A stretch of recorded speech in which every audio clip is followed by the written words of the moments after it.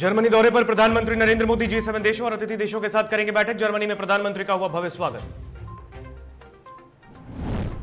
वाराणसी में मुख्यमंत्री योगी आदित्यनाथ के चॉपर से टकराया पक्षी, मुख्यमंत्री के हेलीकॉप्टर की कराई गई इमरजेंसी लैंडिंग।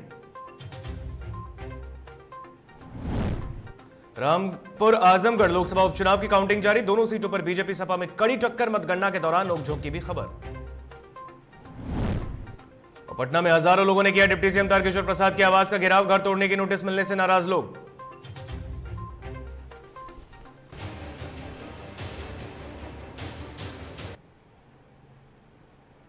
नमस्कार, आप देख रहे हैं डीटीवी भारत का ये नेशनल बुलेटिन और मैं हूं आपके साथ ऋतिक सुमन। खबरें विस्तार से। प्रधानमंत्री नरेंद्र मोदी रविवार को जर्मनी पहुंचे हैं और प्रधानमंत्री नरेंद्र मोदी यहां G7 की बैठक में शामिल होने पहुंचे हैं। इस दौरान उनका एयरपोर्ट पर भव्य स्वागत हुआ। आधिकारिक बयान में बताया गया है कि वो G7 देशों और अतिथि देशों के साथ पर्यावरण, ऊर्जा, जलवायु, खाद्य सुरक्षा, स्वास्थ्य, आतंकवाद, लैंगिक समानता और लोकतंत्र जैसे मुद्दों पर चर्चा करेंगे। प्रधानमंत्री नरेंद्र मोदी G7 और अतिथि देशों के साथ बैठक करेंगे और समकालीन मुद्दों पर भी बातचीत करेंगे। भारत वापस आने के दौरान प्रधानमंत्री नरेंद्र मोदी UAE की भी यात्रा पर जाएंगे, यानी कि यूनाइटेड अरब एमिरेट्स। वहां पर भी प्रधानमंत्री नरेंद्र मोदी जाएंगे। तो आपको बता दें, प्रधानमंत्री नरेंद्र मोदी जर्मनी दौरे पर हैं और जर्मनी दौरे पर कई कार्यक्रम हैं प्रधानमंत्री के। प्रधानमंत्री यहां पर G7 की बैठक में सम्मिलित होने के लिए पहुंचे हैं और इस दौरान जर्मनी के एयरपोर्ट पर उनका स्वागत भी किया गया। आधिकारिक बयान में बताया गया है कि वो G7 देशों और अतिथि देशों के साथ कई मुद्दों पर, यानी कि इसमें पर्यावरण है, ऊर्जा है, जलवायु है, खाद्य सुरक्षा, स्वास्थ्य, आतंकवाद, लैंगिक समानता और लोकतंत्र जैसे मुद्दों पर चर्चा विमर्श करेंगे। प्रधानमंत्री नरेंद्र मोदी G7 और अतिथि देशों के साथ बैठक करेंगे और समकालीन मुद्दों पर बातचीत भी करेंगे। भारत वापस आने के दौरान प्रधानमंत्री UAE की भी यात्रा पर जाएंगे।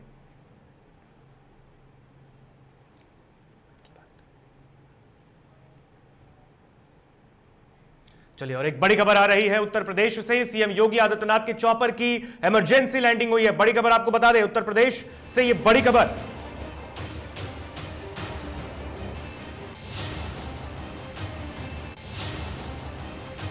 बड़ी खबर आपको हम बता दें, सीएम योगी आदित्यनाथ के चॉपर की इमरजेंसी लैंडिंग हुई है। ये बड़ी खबर उत्तर प्रदेश से आ रही है। हेलीकॉप्टर से पक्षी के टकराने के बाद इमरजेंसी लैंडिंग कराया गया है मुख्यमंत्री के हेलीकॉप्टर को। फिलहाल मुख्यमंत्री योगी आदित्यनाथ पूरी तरह से सुरक्षित हैं। बड़ी खबर आ रही है, स्टेट प्लेन से लखनऊ के लिए रवाना हुए हैं सीएम। आपको बता दें, स्टेट प्लेन से अब लखनऊ के लिए मुख्यमंत्री योगी आदित्यनाथ रवाना हुए हैं। बड़ी खबर आपको बता रहे हैं, सीएम योगी आदित्यनाथ के चॉपर की इमरजेंसी लैंडिंग हुई है। यह बड़ी खबर उत्तर प्रदेश से आ रही है। हेलीकॉप्टर से पक्षी के टकराने के बाद इमरजेंसी लैंडिंग हुई है।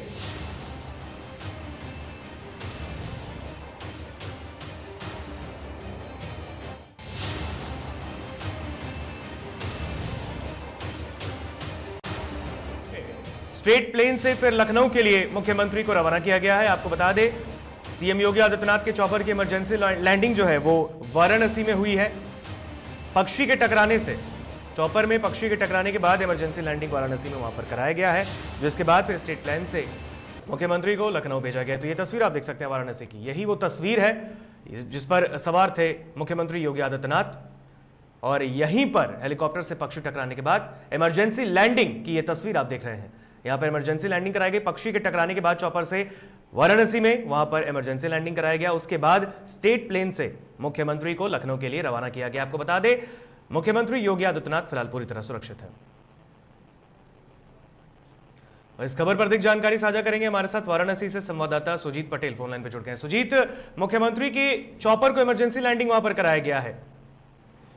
जी, बता दें कि सुबह मुख्यमंत्री योगी आदित्यनाथ सर्किट हाउस में पुलिस लाइन गया। पुलिस लाइन में जाने के बाद हेलीकॉप्टर में बैठे थे, तब जो कुछ देर तक उड़ान गई। उसके बाद उड़ान वापस आई थी। उससे देखते हुए अधिकारी वहां पर मच गया कि मुख्यमंत्री की भी उड़ान हुई थी और वापस क्यों आई।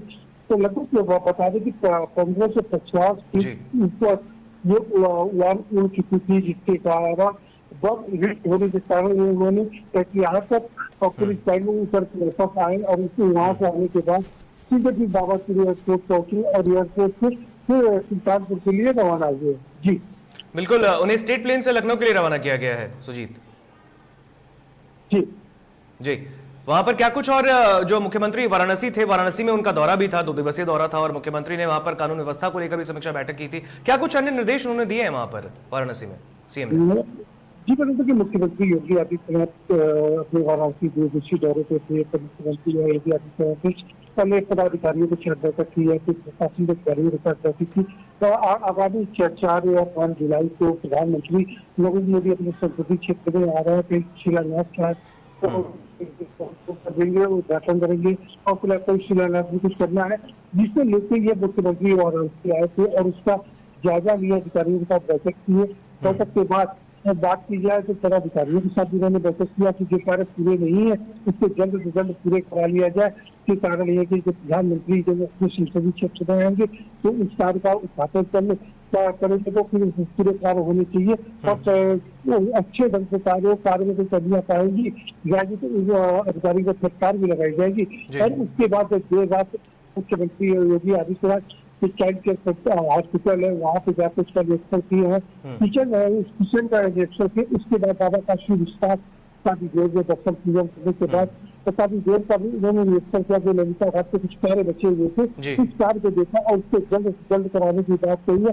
साथ ही जब प्रधानमंत्री नरेंद्र मोदी अपने संसदीय क्षेत्र में जुलाई माह में जब आएंगे तो बाबा विश्वनाथ के दर्शन पूजन जरूर करेंगे और उस कॉरिडोर के फिर से जाके वो देखेंगे जहाँ पे कॉरिडोर का उन्होंने नींव रखा था और कॉरिडोर नींव रखने के बाद वो बनारस बन गए, जो आज विश्व काशी विश्वनाथ मंदिर कॉरिडोर पूरे विश्व में ही इसकी बात की जाती है। तो विश्व काशी विश्वनाथ कॉरिडोर एक अच्छा जो कमियां हो उससे पूरी हो जाए और जब प्रधानमंत्री आएंगे तो पूरी तरह से एकदम सुस्त और दुरुस्त दिखे। जी चलिए, बहुत बहुत शुक्रिया सुजीत इस खबर पर अधिक जानकारी हमसे साझा करने के लिए। तो जैसा कि सुजीत ने बताया है, वहाँ पर इमरजेंसी लैंडिंग वहाँ पर मुख्यमंत्री के चॉपर की कराई गई थी, लेकिन फिर वहाँ से स्ट्रीट प्लेन के जरिए लखनऊ उनको रवाना किया गया। कई कुछ महत्वपूर्ण बातें भी उन्होंने वहाँ पर साझा की हैं, दिशा निर्देश भी दिए अधिकारियों को, फटकार भी लगाई हैं कमियां पाए जाने पर।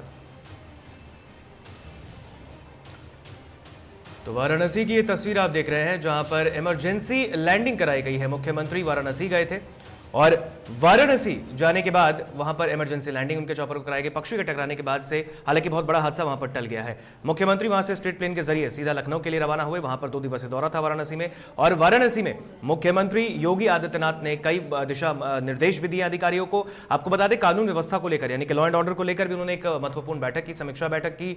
साथ ही साथ विश्वनाथ के दर्शन, बाबा विश्वनाथ के दर्शन के लिए भी वो गए हैं और साथ ही साथ वहां पर जो घाटों पर, जो गंगा घाटों पर जो कुछ निर्माण कार्य शेष रह गए हैं उसको भी उन्होंने अधिकारियों को निर्देश दिए कि जल्द से जल्द उसको पूरा किया जाए।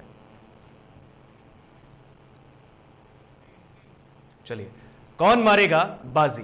रामपुर में 11वें राउंड की काउंटिंग के बाद कुल 5 विधानसभाओं पर समाजवादी पार्टी 7,381 वोट से आगे चल रही है। सपा के प्रत्याशी आजम रजा सपा 1,28,959 अब तक मिले हैं। वहीं बीजेपी प्रत्याशी घनश्याम लोधी को 1,21,578 वोट पड़े हैं। तो ये रामपुर की जानकारी हम आपको दे रहे हैं। आपको पता होगा रामपुर और आजमगढ़ में ये 2 ऐसे लोकसभा क्षेत्र जहां पर लोकसभा का उपचुनाव हुआ और आज काउंटिंग भी है। आपको बता दें, रामपुर में और आजमगढ़ में आखिर कौन बाजी मारेगा उसके लिए कुछ देर इंतजार करना पड़ेगा। आपको बता दें, सपा प्रत्याशी आसिम रजा 7,381 वोट से आगे हैं और बीजेपी के जो प्रत्याशी हैं रामपुर से घनश्याम सिंह लोधी वो फिलहाल पीछे चल रहे हैं।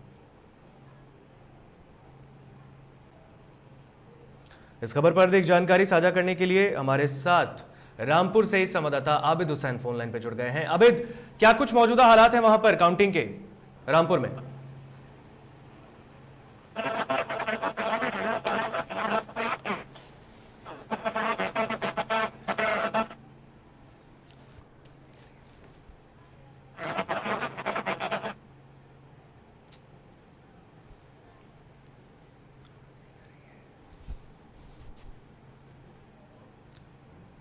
तो आपको बता दें, ये बीजेपी प्रत्याशी घनश्याम सिंह लोधी रामपुर से उन्होंने उपचुनाव लड़ा है और साथ ही साथ आपको बता दें सपा के जो प्रत्याशी हैं समाजवादी पार्टी के आसिम रजा, आपको बता दें 7,381 वोट से आगे चल रहे हैं। अब अपने सहयोगी से भी जुड़ने की फिर से कोशिश करेंगे।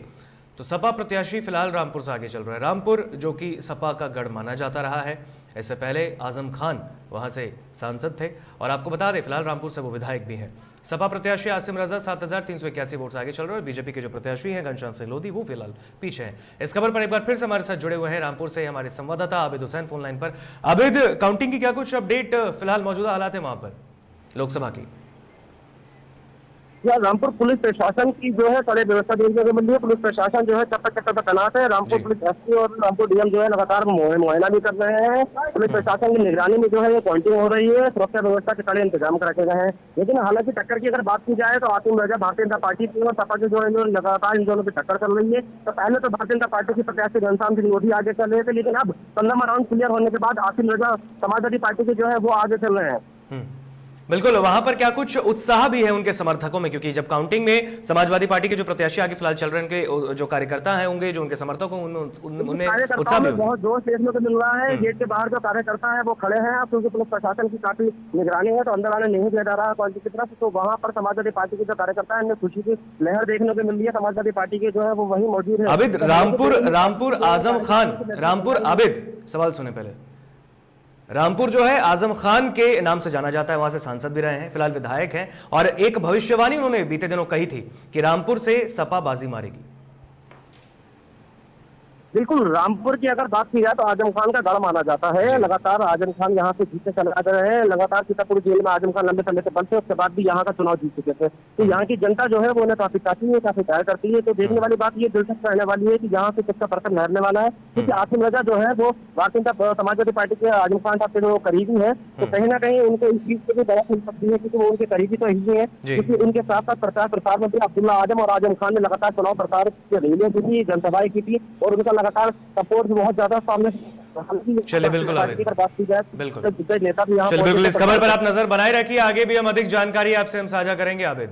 तो आपको बता दें बीजेपी के प्रत्याशी फिलहाल की हम आपको मौजूदा अपडेट बता रहे हैं। बीजेपी के जो प्रत्याशी हैं घनश्याम सिंह लोधी वो फिलहाल पीछे चल रहे हैं और साथ ही साथ आपको बता दें समाजवादी पार्टी के जो प्रत्याशी हैं आसिम राजा वो 7381 वोट से आगे चल रहे हैं। चलिए एक और बड़ी खबर सामने आ रही है आजमगढ़ से, जहां पर आजमगढ़ में फिर दौड़ी सपा की साइकिल। बड़ी खबर, सपा प्रत्याशी और सुरक्षा कर्मियों में नोकझोंक है।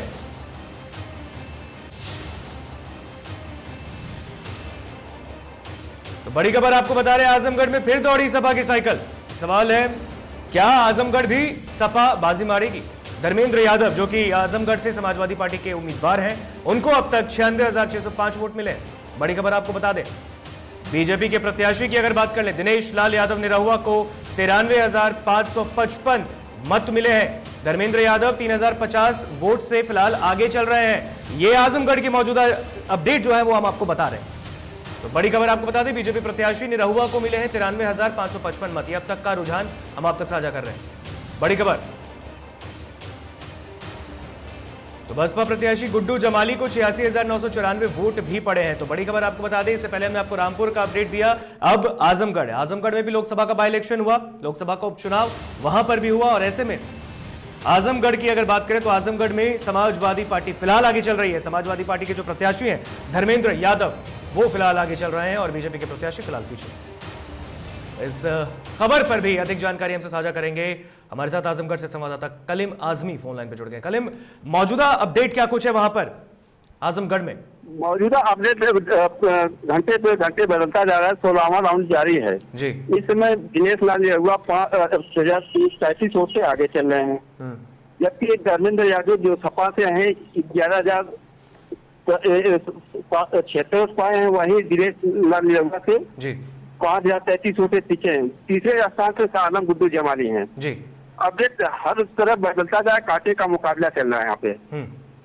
अगर उपचुनाव की बात करें, जब जिस दिन मतदान हुए थे उस दिन सबसे पहले जो आकर मतदान के केंद्रों का निरीक्षण भी किया था समाजवादी पार्टी के उम्मीदवार धर्मेंद्र यादव ने, उन्होंने अपनी जीत का दावा किया, उसके बाद बसपा के प्रत्याशी ने दावा किया था। रेड पेपर जब शुरू मतदान हुआ था उसमें क्या नाम है, सपा के धर्मेंद्र यादव 1,000 वोट से आगे चल रहे थे जी।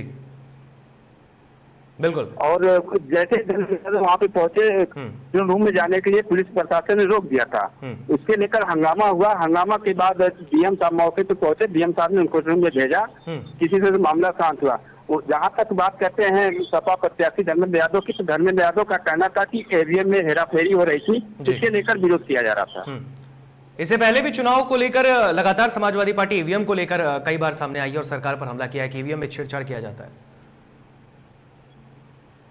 जी जी, अगर चलिए बीजेपी प्रत्याशी की बात कर लेते हैं कलीम, क्योंकि वहां पर बीजेपी प्रत्याशी दिनेश लाल यादव निरहुआ को बीजेपी ने बनाया है और आजमगढ़ में उन्होंने कई बार जाकर वहां पर अपना जो प्रचार प्रसार भी किया था, अपने लिए वोट भी मांगा था उन्होंने। ऐसे में खुद मुख्यमंत्री ने भी उनके लिए वोट मांगने की अपील की थी। साथ ही साथ आपको बता दें, अगर बीजेपी प्रत्याशी की अगर देखें वहां पर, तो क्या कुछ रुझान आप देख रहे हैं फिलहाल, क्योंकि एक टक्कर जो है ये सपा और बीजेपी के बीच में ही ज्यादातर है।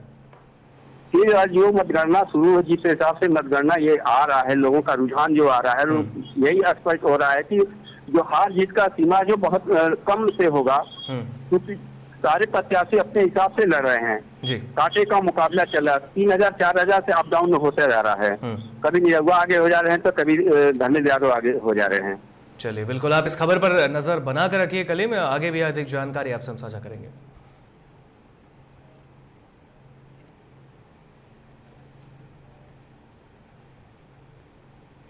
चलिए एक और बड़ी खबर आजमगढ़ से आ रही है। सपा के प्रत्याशी और सुरक्षा कर्मियों में नोकझोंक हुई है। बड़ी खबर आजमगढ़ से, समाजवादी पार्टी के प्रत्याशी और सुरक्षा कर्मियों में नोकझोंक।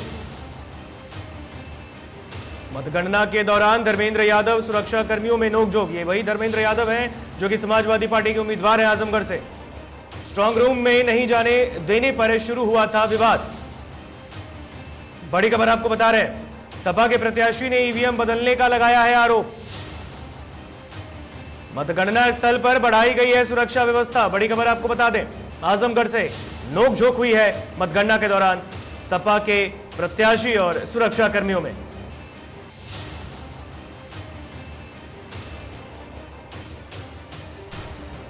तो मतगणना के दौरान धर्मेंद्र यादव और पुलिसकर्मियों के बीच नोकझोंक हुई है। स्ट्रांग रूम में नहीं जाने देने के पर शुरू हुआ था विवाद और उसके बाद आपको जो हम बता दें, वहां पर धर्मेंद्र यादव ने ईवीएम भी बदलने का आरोप लगाया है।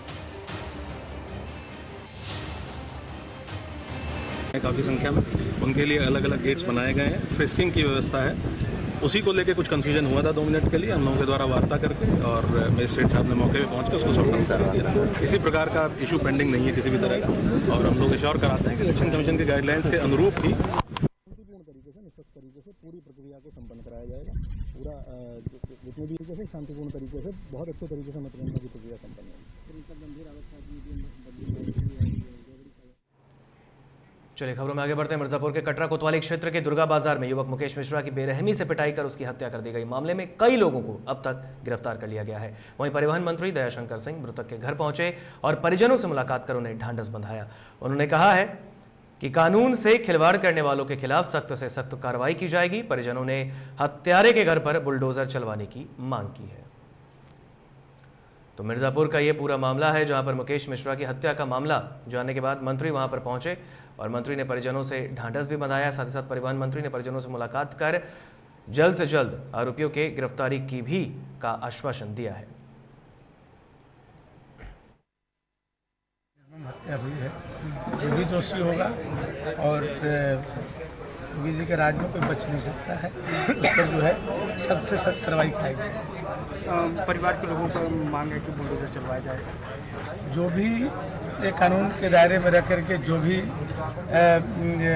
उनके लिए न्याय के लिए हो सकता है, वो सभी चीज़ को हम लोग करेंगे। न्याय चाहिए। जैसे हमारे भाई को कथन ऐसा हुआ है, उन्हीं माथे हमारा खर्चा चल रहा था, उन्हीं नहीं तो हमारा कैसे खर्चा चला। माई बाप का हमारा कोई सहारा बने। वो हमारे भाई इतना अच्छा वही नहीं रहे। मंत्री जी से क्या कहिए? मंत्री जी से कह रहे हैं कि हम उनके घर में बुलडोजर चलवाइए, हमें न्याय चाहिए। हमको हमसे और कुछ नहीं चाहिए, खाली हमें न्याय चाहिए। क्या बोले मंत्री जी? मंत्री जी कहे हाँ हम करेंगे, हमें सब ऊपर भरोसा है सर, हमारा खाली न्याय चाहिए हमको। बरेली में deputy CM Brajesh Pathak police line के पुलिस चिकित्सालय का निरीक्षण करने पहुंचे तो वहां पर ताला लटका मिला, जिससे नाराज डिप्टी सीएम ने सीएमओ और एडिशनल सीएमओ को जमकर फटकार लगाई है। साथ ही उन्होंने संबंधित स्वास्थ्य कर्मियों को सस्पेंड करने का भी निर्देश दे दिया है। बीते करीब 4 दिनों से बाहर पड़े मरीज को जिला अस्पताल में भर्ती कराया है। आधार कार्ड ना होने की वजह से मरीज को डॉक्टरों ने भर्ती नहीं किया था। जिला अस्पताल की अव्यवस्था देख डिप्टी सीएम ब्रजेश पाठक नाराज हो गए। कई स्वास्थ्य कर्मियों को भी सस्पेंड करने के उन्होंने निर्देश दिए।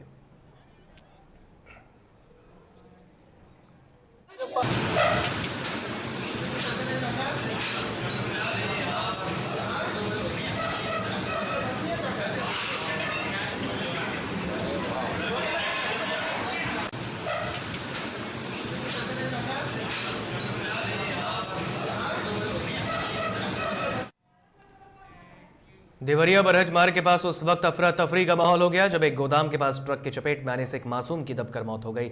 मौका देख ट्रक चालक छोड़कर ट्रक फरार हो गया। घटना की जानकारी मिलते ही गुस्साई भीड़ ने ट्रक को आग के हवाले कर दिया, जिससे आवागमन बाधित हुआ। सूचना पर पहुंची कई थानों की फोर्स ने भीड़ को समझा बुझाकर शांत कराया और शव को कब्जे में लेकर पोस्टमार्टम के लिए भेजा। तो देवरिया की एक खबर है जहां पर देवरिया के बरहज मार्ग के पास ये तस्वीर आप देख सकते हैं। किस तरीके की ये तस्वीर आप देख रहे हैं, ट्रक की चपेट में आने से मासूम की मौत हुई है। वहां पर ट्रक को भी आग के हवाले किया गया है। आपको बता दें इसके बाद से ट्रक चालक ट्रक छोड़कर फरार है। फिलहाल पुलिस उसे ढूंढ रही है।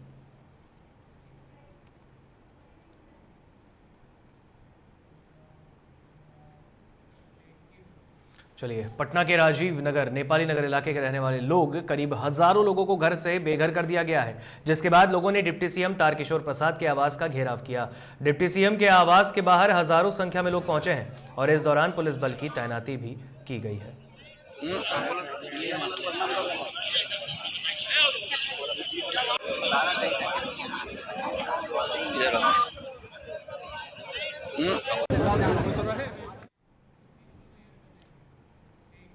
तो डिप्टी सीएम तारकिशोर प्रसाद के आवास का घेराव कई लोगों ने वहां पर किया है। कई लोग वहां पर बेघर हुए हैं और इसका जायजा लिया है संवाददाता निशेष ठाकुर ने। तारकिशोर प्रसाद के आवास के बाहर मेरी मौजूदगी है और आपको एक बार तस्वीर दिखा देते हैं किस तरीके का माहौल यहाँ पे है। कई ऐसे लोग हैं जो यहाँ पे पहुंचे हुए हैं, आम लोग यहाँ पे पहुंचे हुए हैं और अपनी आवाज को रखने के लिए यहाँ पहुंचे हैं। सीधे बातचीत करते हैं। क्या नाम है आपका? नाम क्या है? से बात करिए ना। अच्छा, चलिए और कुछ लोगों से हम बातचीत करते हैं। यहाँ पे पहुंचे हैं मांगों को लेकर के। क्या नाम है? कैलाश कुमार। कहाँ से आए? नेपाली नगर। क्या मांग है? हम लोग का मांग है कि हम लोग का जो 1042 एकड़ में जमीन नोटिस दिया गया कि 400-300 मकान आता है उसको तोड़ने का आदेश दिया है। हम लोग सरकार को नगर निगम टैक्स भरते हैं, मकान टैक्स भरते हैं, रोड है हम लोग सब बिजली भरते हैं, फिर हम लोग को नोटिस मिला है कि मकान को मतलब करने का। ये जो आवास बोर्ड है ये गलत है जगह पे, क्योंकि हम लोग मकान मतलब ज़मीन खरीदे हुए हैं। आवास बोल रही है मेरी है, तो आवास के पास में कोई प्रूफ नहीं है। किससे ज़मीन खरीदे? हम लोग किसान से लिए हैं, किसान से ज़मीन हम लोग लिए हैं कि उसके बाद हम लोग घर बनाए। उस समय अब आवास बोला कि ये मेरा ज़मीन है, आवास उस समय तक आवास बोला नहीं मेरा ज़मीन है, अब बोल रहा आवास ये मेरा ज़मीन है। जब मकान बना घर तोड़ा जा रहा है।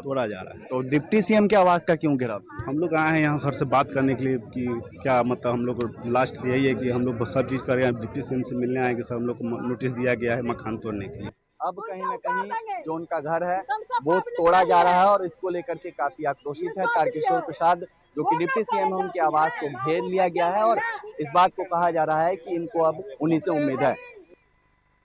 तो जैसा कि आपने खबर में देखा है कि पटना के राजीव नगर इलाके के रहने वाले लोगों को करीब 1000 लोग हैं वहां पर जिनके घर को बेघर किया जा रहा है और अब उनके अंतिम आस बिहार के डिप्टी सीएम तारकिशोर प्रसाद है। चलिए खबरों में आगे बढ़ते हैं। चिराग पासवान ने वैशाली के हाजीपुर में हत्या की घटना के बाद मृतक के परिजनों से मुलाकात की। इस दौरान उन्होंने मुख्यमंत्री नीतीश कुमार पर हमला बोला और कहा कि पूरे प्रदेश में रोज अपराध हो रहे हैं। मुख्यमंत्री जंगल राज का विकल्प बनकर आए थे, लेकिन यहां दिन दहाड़े गोलियां चल रही हैं और प्रशासन खामोश है। यह अपने आप में चिंता का विषय है। लेकिन सुबह की टाइम से नहीं पहुंचे, कहीं भी नहीं। वहाँ 2 घंटा स्टेशन पर लगाएगा, यहाँ लगाएगा।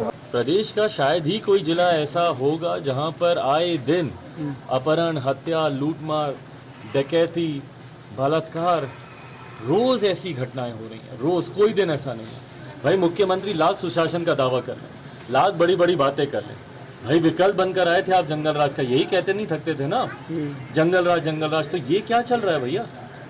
अगर ये महाजंगल राज नहीं है जहां पर दिन दहाड़े बीच बाजार में बिना किसी कारण के, मतलब ऐसा लग रहा है कि आप शौक पूरा करने के लिए आप गोली मार रहे हैं। भाई जो लूटना था लूट तो रहे थे आप, ऐसे भी व्यक्ति हाथ जोड़कर खड़ा है, अपना शौक पूरा करने के लिए आपने सामने। बेगूसराय में शराब माफियाओं पर लगातार बुलडोजर चल रहा है। बखरी डीएसपी चंदन कुमार के नेतृत्व में लगातार शराब माफियाओं के खिलाफ छापेमारी अभियान जारी है। ताजा मामला गढ़पुरा थाना क्षेत्र का है, जहां गुप्त सूचना के आधार पर कार्रवाई हुई, जिसमें एक संदिग्ध ट्रक शराब बरामद किया गया, जिसमें 2 व्यक्ति की गिरफ्तारी भी हुई। मौके से 2 वाहनों को भी बरामद किया गया है।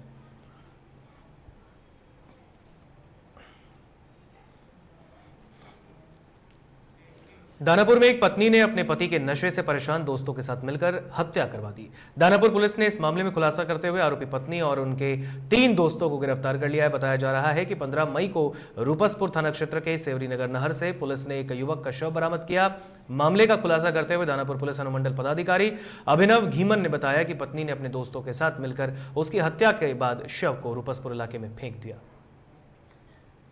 हुई है उसमें एक राजू कुमार उर्फ कालिया करके व्यक्ति की गिरफ्तारी की गई है। एक विशेष टीम का गठन किया गया था जिसमें एसएचओ दानापुर कमलेश्वर प्रसाद, उनके अलावा एसआई रंजीत शर्मा, उसके अलावा सिपाही सुधांशु कुमार, कनिष्क कुमार, संतोष कुमार व सत्यपाल, ये सभी मौजूद थे। उनके द्वारा एक सूचना मिली थी कि इमली तल में एक व्यक्ति के पास कट्टा की सूचना है। तो जब यहाँ पे रेड की गई तो उसमें पाया गया कि राजू कुमार उर्फ कालिया जो इमली दल में रहते हैं, उनके द्वारा एक कट्टा व 4 जिंदा कारतूस उनके पास से बरामद हुए हैं। इनका आपराधिक इतिहास भी खोजा गया तो उसके क्रम में पाया गया कि ये पहले भी आर्म्स एक्ट के केस में जा चुके हैं। उसके अलावा कोलकाता वेस्ट बंगाल में से वर्धमान की पुलिस भी इनको खोज रही है काफ़ी समय से। मुंगेर में एक प्रेमी को अपनी प्रेमिका से मिलना भारी पड़ गया, जिसके बाद ग्रामीणों ने दोनों की पकड़कर शादी करवा दी। मामला धरहरा थाना क्षेत्र के इटवा गांव का है, जहां रात के अंधेरे में पड़ोस के गांव के रहने वाले एक प्रेमी ने जब अपनी प्रेमिका से छुपकर मिलने आया तब किसी तरह इसकी भनक प्रेमिका के परिजनों और ग्रामीणों को लग गई। फिर क्या था, ग्रामीणों ने मौके पर दोनों की ही शादी करवा दी।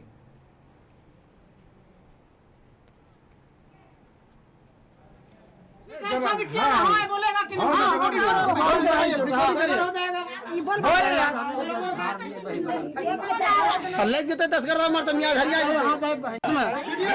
पकड़ाया ना कहोगी ना पकड़ाया तुम इसके साथ और कुछ करना है नहीं करना ना। और पटना के बीजेपी प्रदेश कार्यालय में प्रधानमंत्री नरेंद्र मोदी की मन की बात सुनी जा रही है और इस दौरान बीजेपी के राष्ट्रीय प्रवक्ता संबित पात्रा वहां पर मौजूद हैं। आपको बता दें, बीजेपी के प्रदेश अध्यक्ष संजय जायसवाल भी वहां पर मौजूद रहे और इस दौरान संबित पात्रा ने कहा कि आपातकाल के बाद बिहार की मिट्टी से ही आंदोलन आरंभ हुआ। तो वहीं प्रदेश अध्यक्ष संजय जायसवाल ने कहा कि 2047 का भारत पूरे विश्व का उन्नत भारत होगा। मिट्टी से जहां से लोकतंत्र का शंखनाद दोबारा हुआ है, मैं आज धन्य मानता हूं कि मैं आज एक सांगठनिक कार्यक्रम में यहाँ आया हूं। बहुत बहुत धन्यवाद। स्कूलों के बच्चे सैटेलाइट लॉन्च कर रहे हैं, यह बताता है कि 2047 का जो भारत होगा वह पूरे विश्व का सबसे सर्वश्रेष्ठ और उन्नत भारत होगा। फिलहाल खबरों के सफर में मुझे दीजिए इजाजत। आप देखते रहिए DTV भारत। नमस्कार।